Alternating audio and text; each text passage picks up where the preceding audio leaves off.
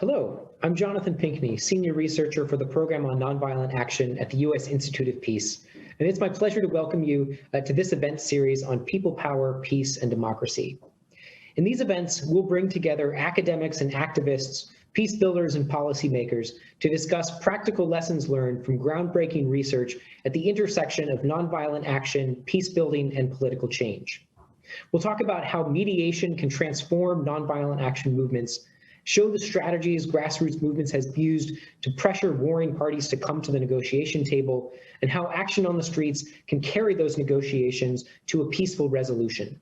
And we'll take a long-term look at how nonviolent action and inclusive dialogue and negotiation processes can help forge a long-term sustainable democracy that includes the voices of the most marginalized. We hope these conversations will inform and inspire you as together we seek to better understand and bring about a world where conflict and injustice can be resolved without violence. Thank you.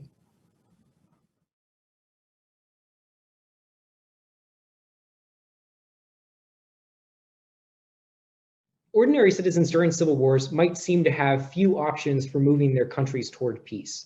And when peace processes happen, they're often dominated by political elites without meaningful inclusion of grassroots voices. But the powerful example of courageous activists who've led many different campaigns around the world shows that nonviolent action can play a crucial role in transforming armed conflict. But how does this work? And what tactics and strategies are most successful for activists and their external allies in these situations? To discuss some of these questions today, I'm joined first by two leading researchers on the topic, Dr. Luke Abbs, a research fellow at the University of Essex, and Dr. Marina Petrova, a postdoctoral research fellow at Bocconi University in Milan, Italy.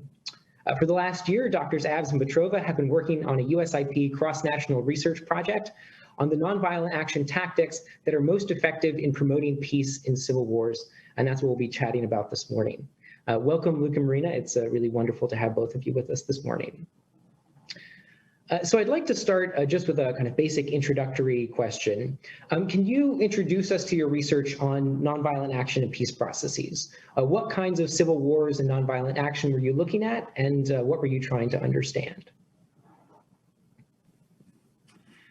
Okay, so basically we're looking at nonviolent action that's carried out by civil society organizations in the context of civil war. And what we're interested in is, does these forms of nonviolent action impact civil war peace processes? And in particular, we're interested that does these form of actions increase the likelihood of initial negotiations? And then subsequently, does this increase the likelihood of a peace settlement? So in this regard, we kind of see a civil war peace process as a series of kind of peace initiatives leading from initial negotiations to an eventual peace settlement. This, of course, isn't necessarily linear, so there may be a few kind of peace agreements. So a peace agreement may fail and subsequently succeed, or there might be a series of settlements that basically pick different aspects of the conflict. So we're interested in, is this action active around these time periods, and is it having an effect? Is it having a positive effect on the peace process itself? So the reason why we've been looking into this is because we know from civil resistance research or research on nonviolent action from the last 10 years that this has a very kind of a strong effect on different types of political change. So, for instance, regime change, democratization, and also improves quality of democracy. So we know that nonviolent resistance can have huge, impact on political change. What we don't know so well is the impacts that this may have during civil war. So there's some kind of emerging areas of research. So there's some excellent case research that's been conducted on Colombia, which is looking at kind of local communities and how they engage with armed groups. They're basically finding that they can, they can create kind of informal agreements that creates conformity and reduces violence in these areas, and essentially leading to what they call zones of peace. There's some new research that's ongoing looking at nonviolent campaigns and whether these impact civil war peace processes. Some research that I've conducted myself with the International Centre on Nonviolent Conflict is finding some good evidence about this, and basically where nonviolent campaigns are active, we're seeing an increased likelihood of peace agreements.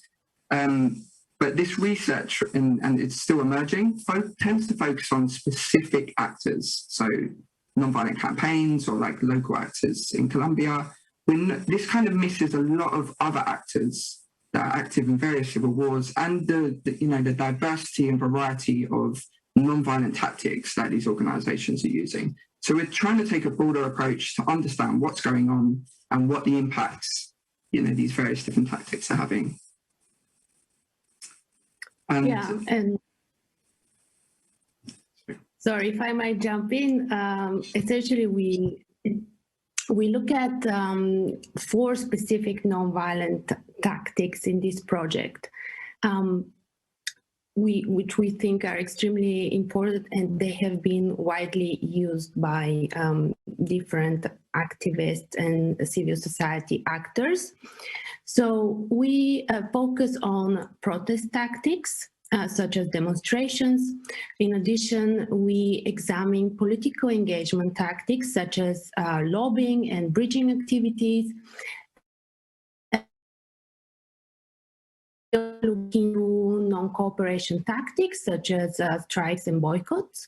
And finally, we explore intervention tactics, such as sit-ins, occupations, and the creation of alternative institutions. And in this project, we examine major, deadlier civil wars on the African continent in the post-Cold War period, in the years between 1990 and 2009. We believe that the focus on these deadlier major wars is important because it provides us with an arena to study the more difficult conflicts, the ones that are perhaps least likely to see a peace process, and the ones that we probably will see more difficulties for activists and civil society actors to engage in nonviolent tactics. So all the effects of nonviolent tactics that we find are actually extremely important since we examine these very difficult cases. Great, thank you so much for that overview. I'd love to hear from either of you some examples of these different nonviolent action tactics during civil wars that particularly stand out to you, and a little bit about some of the impacts that some of those specific cases might have had. Yeah, so I think I can answer this question. So I think that, there's so many different cases, and motivating cases for this study as well. But I think 2 probably come to mind. The first is in Liberia, which is a very well-known case with the Women for Peace, Women of Liberia Mass Action for Peace, which is a women's organization that recruited from kind of different ethnicities, different kind of religions, came together to basically protest against the civil war in the country and what was going on. So they started initially with kind of mass demonstrations, basically in the capital, some kind of political engagement activities, basically trying to both pressure and support initial kind of peace negotiations, and they were very successful in that. Later on, they kind of moved to kind of more intervention tactics, such as sit-ins, occupations. So towards the end, the kind of conflict got kind of increasing intensity, and the peace process was actually a threat. So they actually occupied around the kind of presidential palace, going as far as actually stopping people leaving to try and pressure for peace. They even sent a delegation to formal peace talks in Ghana to continue to lobby and try and push the parties towards peace.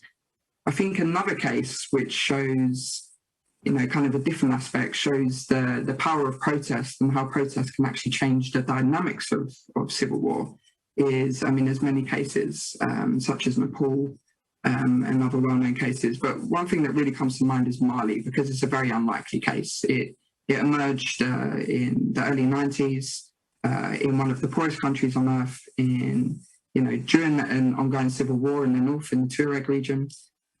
with a very repressive kind of military government and, you know, a very kind of, you know, small kind of urban percentage of the population.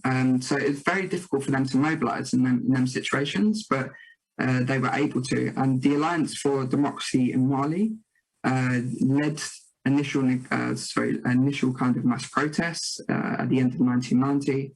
And by mid-1991, they'd actually overthrown the military government. And what this really had is two notable effects. So initially, it had an effect on leading to initial peace negotiations with the military government and the rebels, kind of out of necessity, because troops were diverted from the Tuareg region to the capital to deal with the unrest. But later on, it had a real effect on revigorating the peace process. So once the military government was removed, the civilian government really pushed for peace. They pushed for initiatives like devolving power to try and spread democracy, but also give the Tuaregs more kind of local powers to basically solve both issues. And also engaged in a lot of kind of civic activities, you know, different kind of forums to bring civil society together and come up with solutions. So these two cases, amongst many others, show that there is huge potential here for a positive effect of these actions. Great, thanks so much, Luke. So Marina, you mentioned before that these four categories of nonviolent action tactics that you're looking at, from political engagement to protest to non-cooperation and intervention. So what have you found about the kinds of nonviolent action tactics in these categories that particularly affect whether civil war negotiations are going to happen, that sort of first stage that you were talking about? Yes, so we actually uncover a very interesting picture on the effects of these different nonviolent tactics on civil war negotiations. We see that these different tactics indeed produce different effects on the likelihood of negotiations. We initially hypothesized, assumed that protest and political engagement tactics, as we've seen in many examples, real world examples, would have a positive influence on negotiations. And indeed, we do find a very strong positive effect, which is extremely encouraging. So this really suggests that protest and political engagement tactics can contribute to conflict transformation and facilitate cooperation between the warring parties and actually help them come to the negotiating table. With regards to non-cooperation and intervention tactics, we initially thought that these two tactics will have little to no direct effect on negotiations, because we see those as more having to do with conflict intensity, really. As we have some preliminary indication that specifically non-cooperation it tends to reduce conflict intensity. And from anecdotal evidence, we find that non-cooperation tactics, such as stay-at-home strikes, which have occurred in a lot of contexts in Africa in objection to violence, then they reduce battle deaths. However, in our analysis, we surprisingly find that non-cooperation and intervention tactics are negatively associated with the likelihood of negotiation. I should stress that these are our preliminary findings, and we're still exploring these very surprising negative effect. But our initial sort of reaction is that we suspect that this negative influence could be related to the timing of the events. And basically, if non-cooperation, for instance, is linked to lower conflict intensity, this does not really mean that this would then bring a green light for the negotiations to take place. There could be a lot of dynamics going on, and as mentioned, these are preliminary findings, so we will be exploring this in further detail as we move on with the project. Thank you. That's really fascinating about kind of, it's not just that nonviolent action sort of writ large has a uniform effect on the likelihood of negotiations in these situations, but that the specific tactical choices that movements make may have differential effects on outcomes like this. I'm curious about that sort of second stage as well, kind of once negotiations have started, how do these different kinds of tactics then affect the likelihood that a peace agreement is going to come out of those negotiations? Yeah, so we're also finding divergent effects in terms of peace agreements as well. So subject to there initially being a peace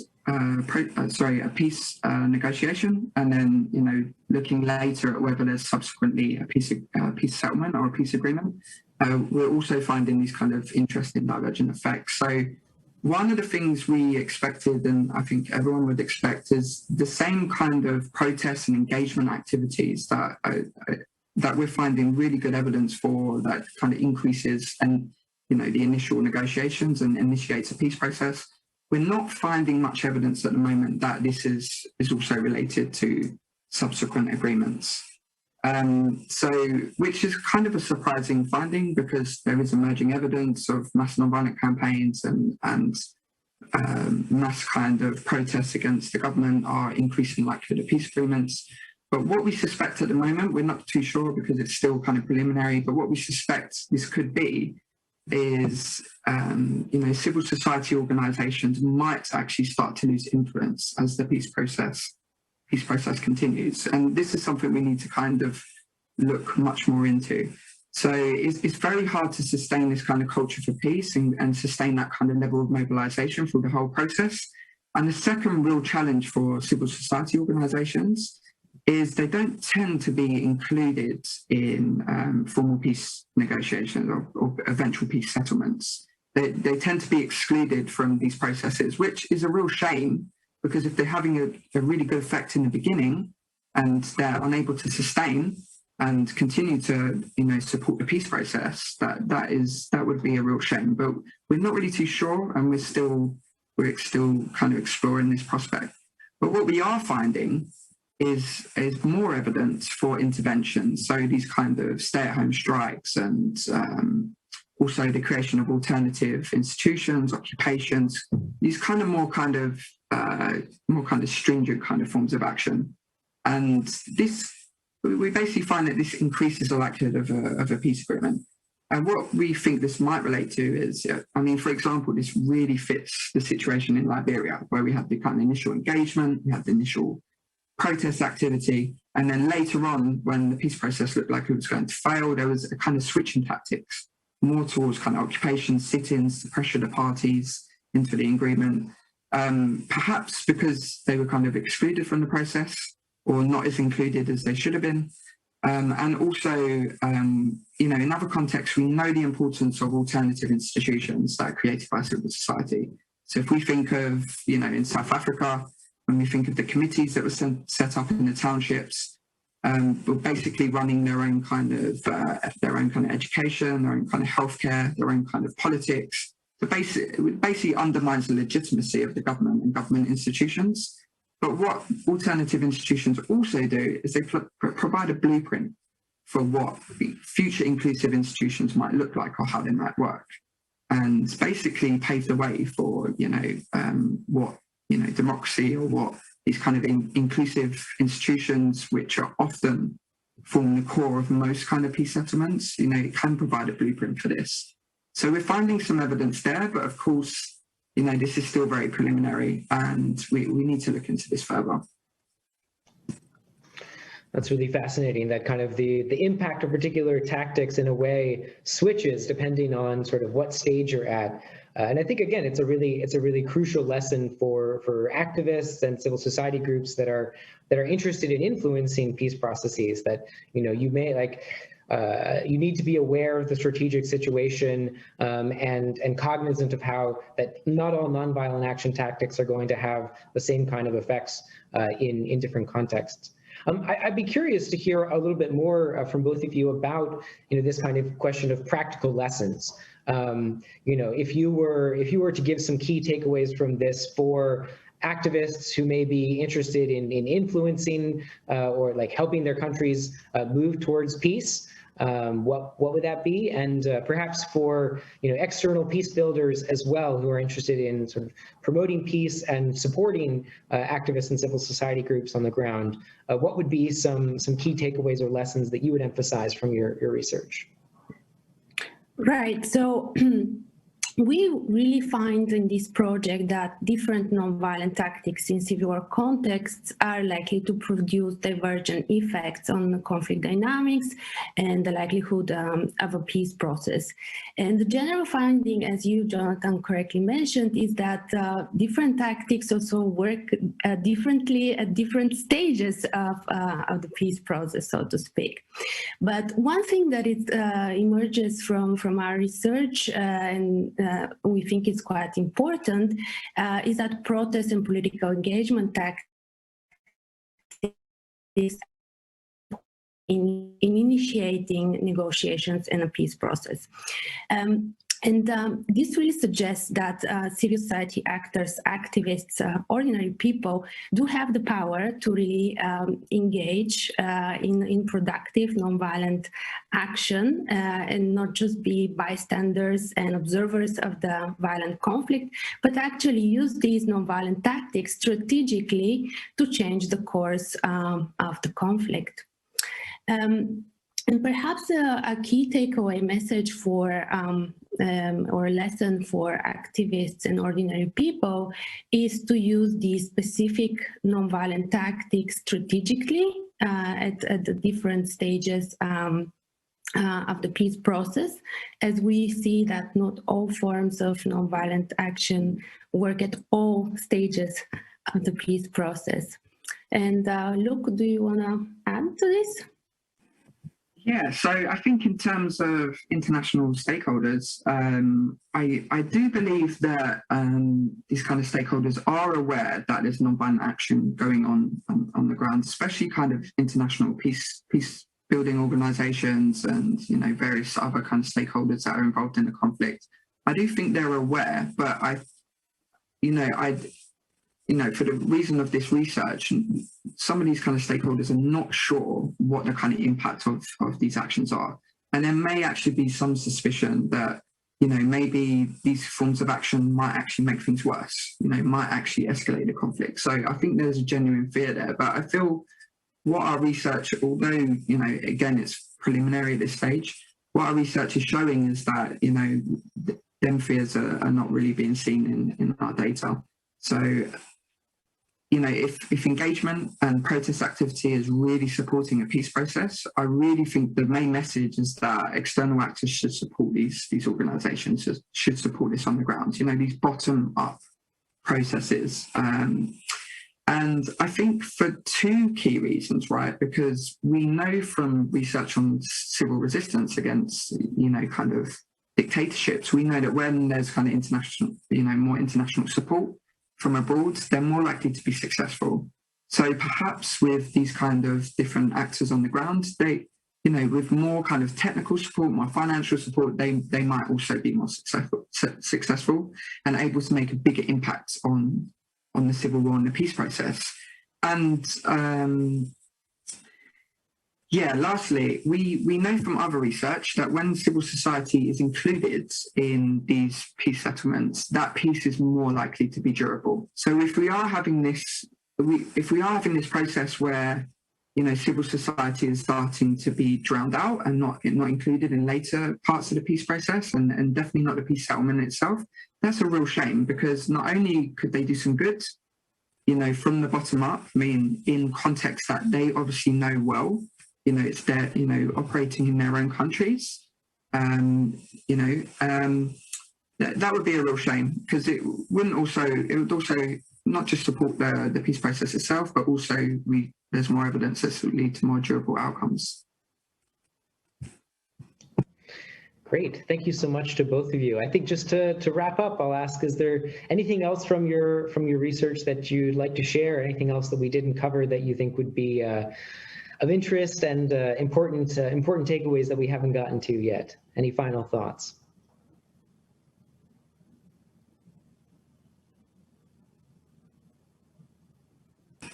I mean, we could just add in terms of, so we've also looked at kind of conflict intensity, in which Marina was talking about. And so what I mentioned in terms of the case research that's done in Colombia, so a lot of kind of nonviolent resistance against armed violence. So you can think of this in terms of kind of violence reduction strategies. We're finding evidence of that as well in African context, these really difficult African contexts. You know, these kind of stay-at-home strikes, which are common in different kind of contexts, you know, we're showing that this is actually reducing conflict intensity. So that's the other kind of main finding that we have at the moment. Yes, indeed, and also we in our research we also wanted to kind of also look into conflict intensity and nonviolent tactics, different types thereof, because sort of the set the stage in a way for a peace process. We cannot capture all these dynamics in a very, very granular way, but we do try to take care and really explore also conflict intensity and how these conflict dynamics can also impact the likelihood of a peace process. Great. Well, thank you so much to both of you for sharing some of the findings from this groundbreaking research with us. It's really exciting to hear, and we look forward to the final publication of your work. So Dr. Abs and Petrova have shared some of the broad statistical patterns that shape nonviolent action in civil war peace processes, but we're also curious, of course, of what this looks like on the ground. And so that's the question that we'll take on with our next panel coming up right now.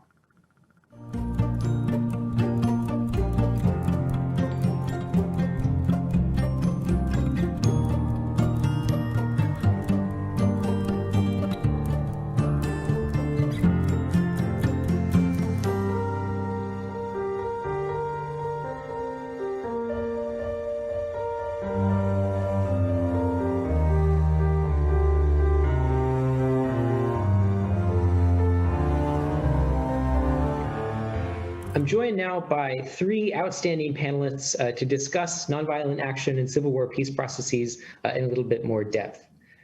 First, Dr. Esra Chuhadar is Senior Expert for Dialogue and Peace Processes here at the U.S. Institute of Peace. She conducts research on a wide range of peace-building topics, including inclusive peace processes, mediation, track 2 diplomacy, and the role of civil society in peace building.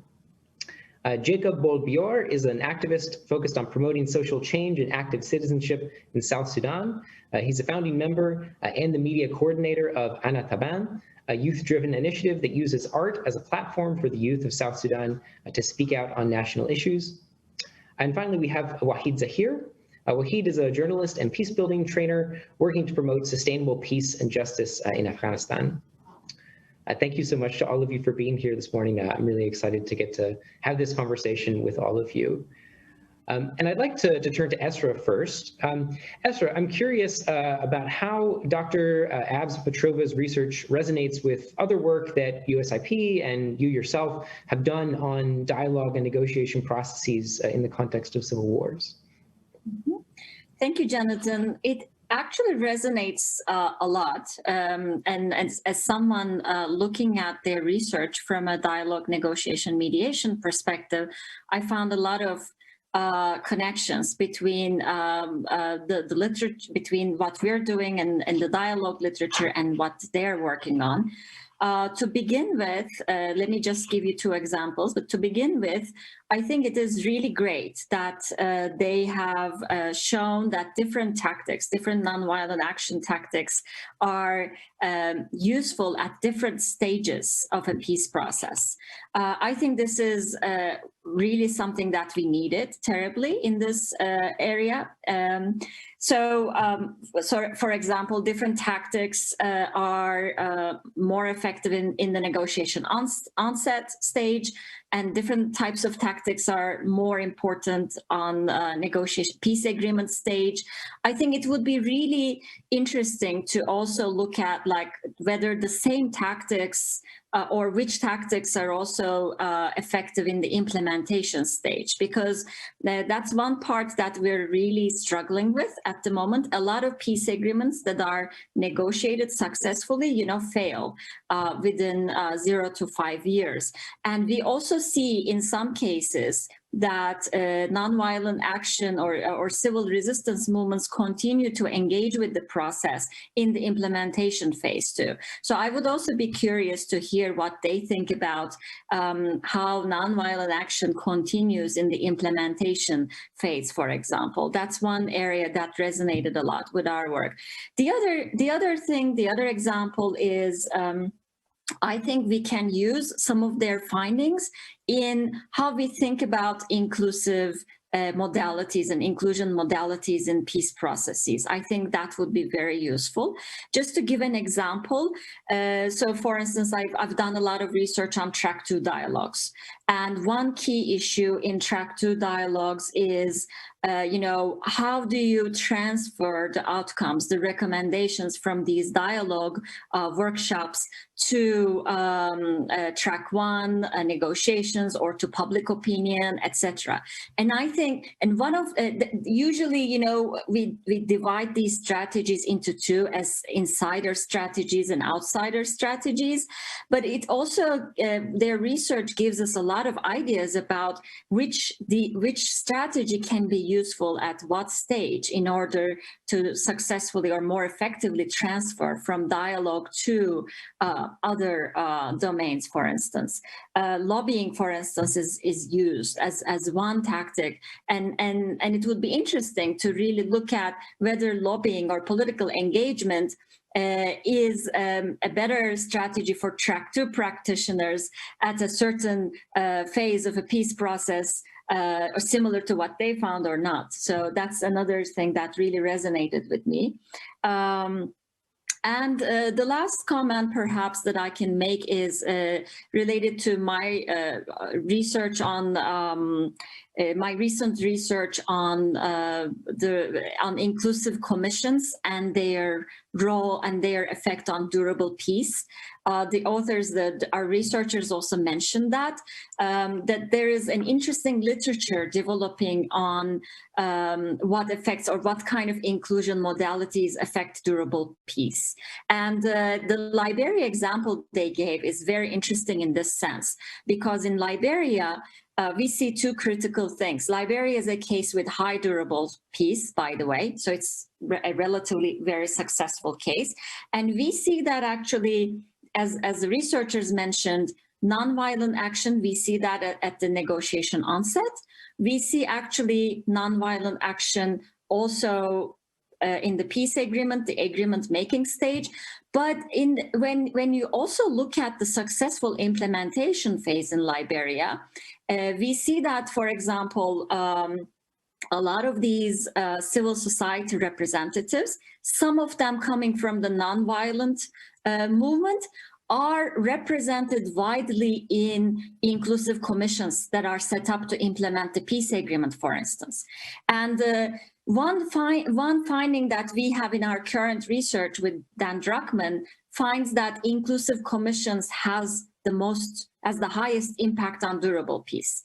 And Liberia is a case where we see actually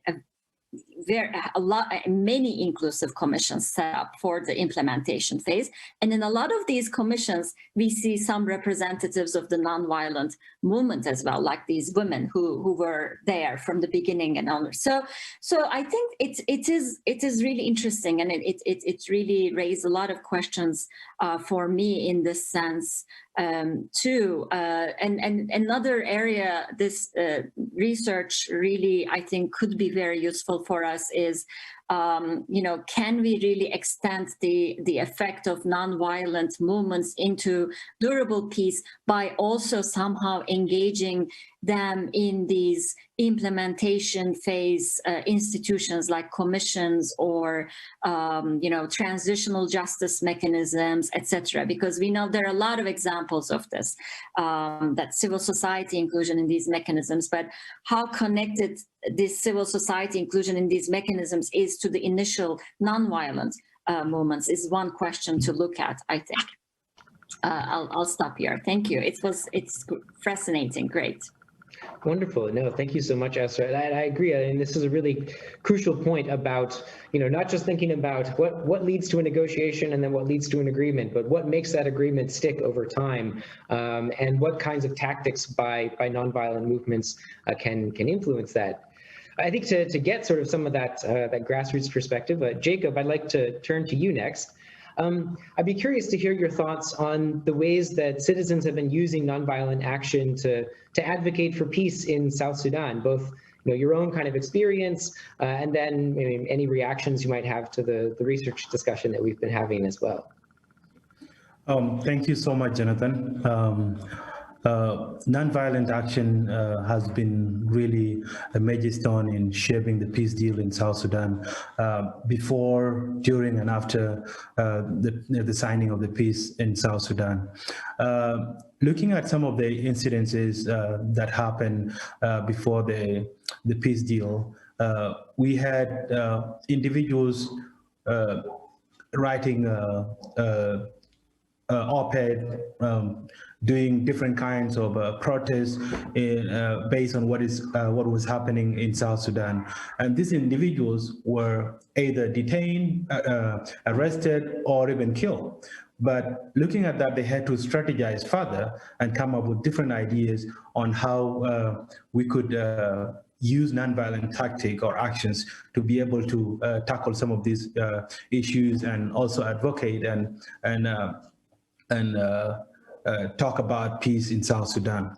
So in 2016, actually, we decided to form an initiative called Anataban as creatives of South Sudan in order to be able to find ways on how to influence the peace processes, or also on how to get the masses involved and be able to, to speak up on issues of conflict in the country. Because in as much as the peace that was signed in 2015 was a bit inclusive, there was, there were a lot of voices that were not included in that in signing of that peace. And we saw what happened in 2016. The conflict again happened after 2 months of the then vice president, actually the current first vice president, came back to South Sudan, and then the formation of the government was done. 2 months after that, there was conflict. So we decided on different forms of nonviolent action that we can use in order to kind of influence the process and hold these individuals accountable. So we came together as collectives and use creative tactics in order to be able to speak up, and not just as an individual, not just like Jacob, but as a collective, as an artistic platform, Anataban. And when we did this, we saw some bit of improvement and responses. I'll give you an example of one of the incidences that, one of the things that got actually has involved in the peace talk in 2017. When they started the peace talk in Addis in 2017, in December 2017, we decided to come up with an initiative or a campaign called South Sudan is Watching campaign. And with this campaign, we brought together different artists, visual artists, musicians, poets, and all creatives within the country to speak out on issues that are being deliberated on in Addis Ababa by these political parties, and telling them that in as much as you're deliberating in that hall, we are here watching as South Sudanese. And we are trying to see what you guys are going to come up with. Is it that you're going to look up to your position, or are you looking at the suffering of the people of South Sudan, those who are in the refugee camp and those who are within the country? And this is something that has never been done before during these peace processes. People have never mobilized and get together and try to question them as they were going to start deliberating on peace deal. So this action actually made some of us to be invited, including myself, to Addis Ababa and participated in the peace talk. And while we were there, we also decided to go with some of our paintings that we had done in Juba. One of our artists did a painting of different parts of the South Sudan that he wants to see, and the South Sudan that we are in now, trying to unfold, trying to fold what the bad part of South Sudan, and bringing up a South Sudan of progress, a South Sudan where we're living together, where we are coexisting regardless of our diversity. And when we did this, we went to Addis and we printed some of these, this painting in small papers, and those who were in the room actually went with these papers and distributed to all the political parties who were in the room. So this was, it created some conversation in the room and some sense of urgency that, South Sudanese, the citizens themselves are actually watching us, and they're seeing what we are doing here with the action that they have done here, and showing and bringing these papers to the room. That means they're waiting for us to see what we're going to come up with. So with that, there was some sense of this action accelerating the peace process and the political parties getting to at least reach some level of agreement. And that's what came up with the peace deal that we have now. And after the peace deal, we also decided to at least have some sense of political engagement, because there were some political parties who were not part of the deal, that were out of the deal. And I remember we had a group of us who went to meet the team of Thomas Cirillo. Though we did not succeed in that, we tried to advocate and talk to him on give him the issues that South Sudanese are facing, because in real sense, most of our political elites in Juba, they do not actually go to the grassroots, and they don't know what people are facing. In as much as they have their position, they just want to be there. So what I've seen over time with the civil society and most of the activists engaging the citizen and having them to be the ones to bring forth the issues that they're facing, there has been some level of improvement and sustainability of the peace in the country. Thank you, Jacob. It's great to hear that. Wahid, I'd like to turn to you. You've also been involved in grassroots peace building and nonviolent action for peace in Afghanistan. What can you tell us about how ordinary people in Afghanistan are working for peace, and the kinds of tactics that you've been using that have been most effective there? Thank you. Thank you so much. First of everything, I would like to say that there are millions of ordinary people in Afghanistan. All of them may not work for peace, but at least everyone is praying and wishing for peace in Afghanistan. If we collect all the politicians, there may be around 200 and 300, but the public is very large, and there are more, there are a lot.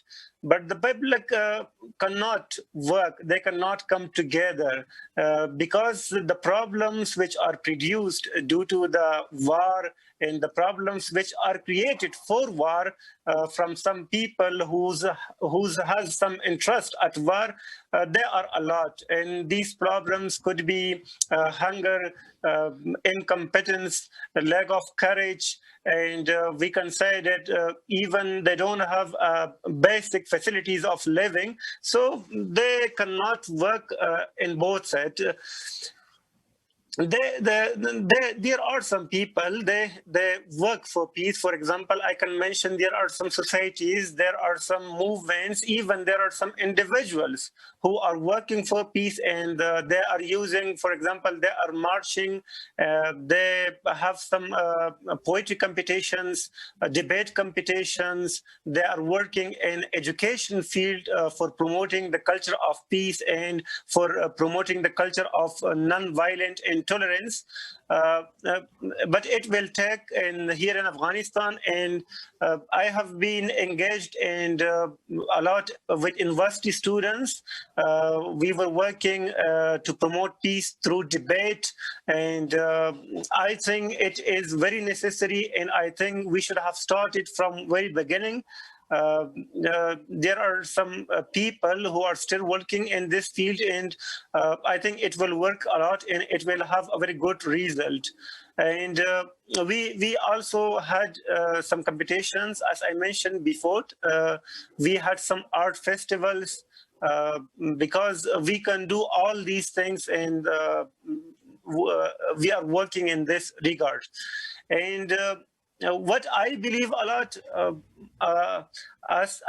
according to my experience, I have started peace education 5 years ago and around 6 years ago. I believe if we have a curriculum for peace in all our academic institutions or academic centers, it will have a very good impact for our people, because I believe we cannot have a very sustainable and a very peaceful country just in 1 and 2 years or just in 5 years. It will take time, and we need to work a lot in this regard. Thank you, Wahid. I'd be curious to hear from either of you, Jacob or Wahid. So one of the things that Dr. Abs and Dr. Petrova were talking about was, and that Dr. Chadra was mentioning just before this, is this sort of impact of different kinds of tactics at different stages, sort of before the negotiations, during the negotiations, and then during the implementation phase as well. I'm curious if you've seen anything like this in your own countries. Are there certain things that worked better for you, when it was before leading to negotiations or during negotiations? What are your thoughts on these impacts of different tactics at different times?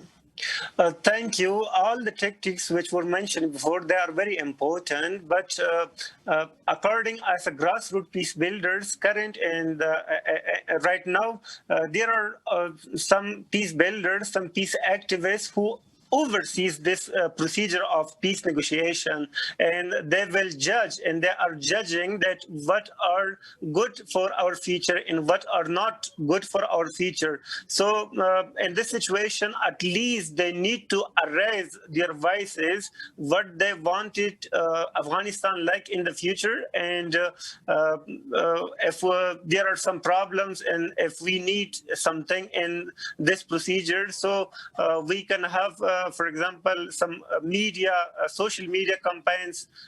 We can raise our voices through medias, and even we can start some non-cooperations tactics like boycotts with some of their things, or their, we can say, their announcements. Jacob, what are your thoughts on this question? I think actually some of these tactics work differently based on the atmosphere of what is happening at that particular time. Because in real sense, there are times when protests will work during the process of a negotiation, or before the negotiation, or even after the negotiation. For the implementation process. But then it depends, it's context specific. It depends on how you read the atmosphere, on what is happening, and how the stakeholders are actually coming forth with a peace deal. So I definitely think that all these processes work, but they work differently based on how we study the atmosphere first, and how the people who are negotiating that peace, or rather who are the stakeholders to what the peace deal are, so looking at the context specific and the atmosphere itself. Yeah. Great, thanks, Jacob. Esra, I'll turn back to you.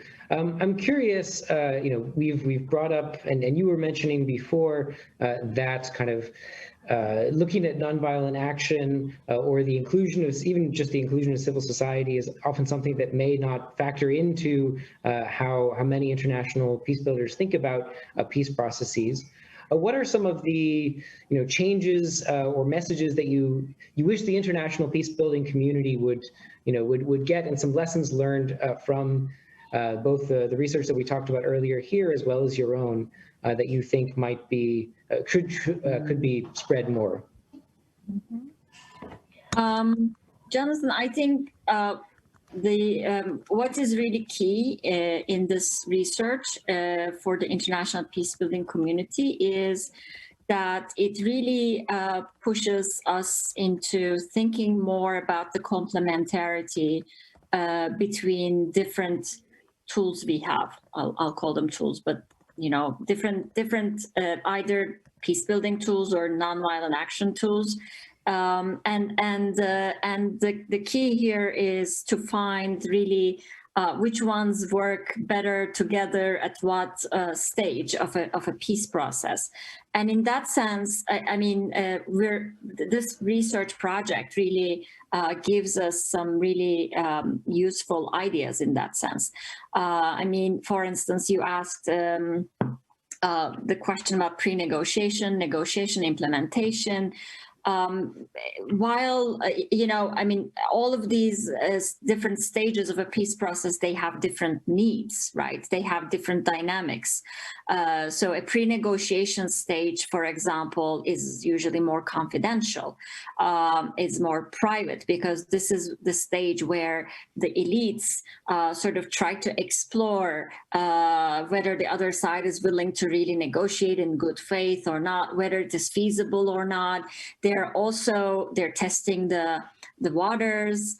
They are exploring what agenda would be possible. And this is a period where you see negotiation commitment as that is a serious problem, right? So that's a very different need in the negotiation process than later on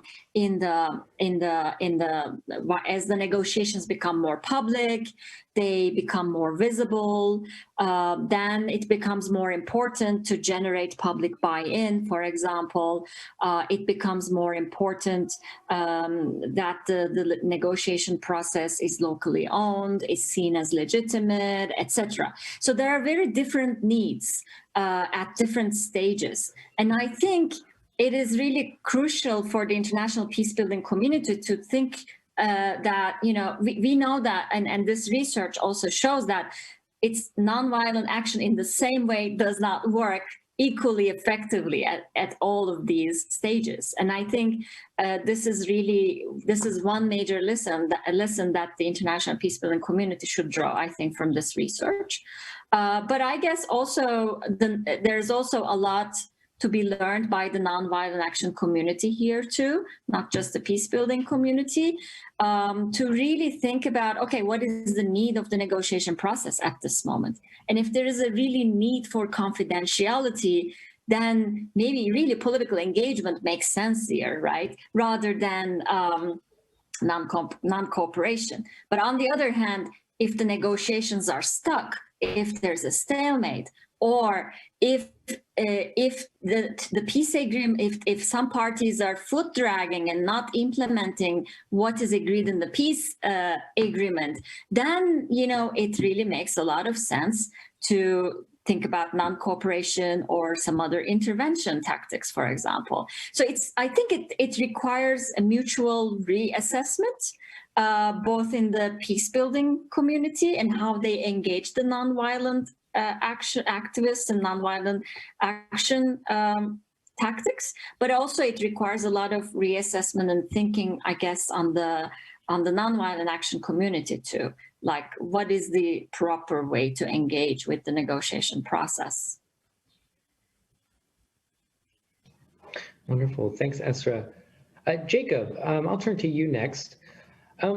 Just a sort of broad question. I'm curious, what things do you wish international peace builders knew about the work of activists like yourselves to fight for peace in your countries? And how can international peace builders be better partners for groups like yours? Great. It's a fantastic question. I've been actually in so many conversations, these things have come up, and how we feel like to be supported or being better partners in whatever we do.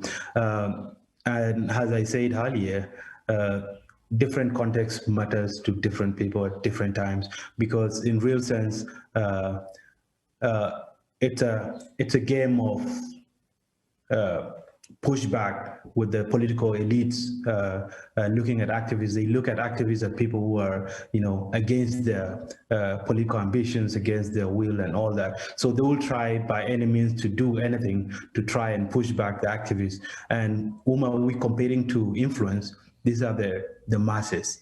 And in real sense, when an activist come up and talk to the masses and give them certain information, the politician will try in one way or other to try and also counter whatever information you are giving them. And at some point, some of us being called the mouthpiece of the West. You are doing this and that, and or maybe you are just advocating for the interests of this specific organization and that. So it's good to look at how activists brand themselves, and also try to understand how they are approaching some of their issues that they're facing, because most of these issues are complex. So I think the best thing that international peace builders or partners that I would wish them to understand is that first, it's good to understand the context of which some of these, or some of us, like the activists, are coming from, and what strategies have we employed in order to be able to try and break through barriers.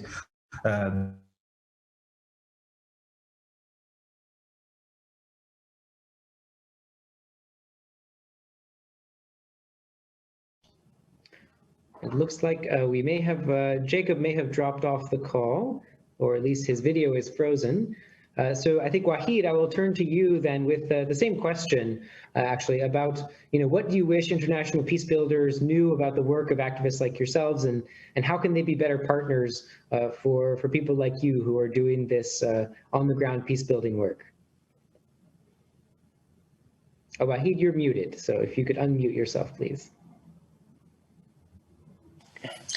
Thank you. I just want to say that, as I said before, that it will take some time here in Afghanistan, as we are working for sustainable peace and for justice in Afghanistan.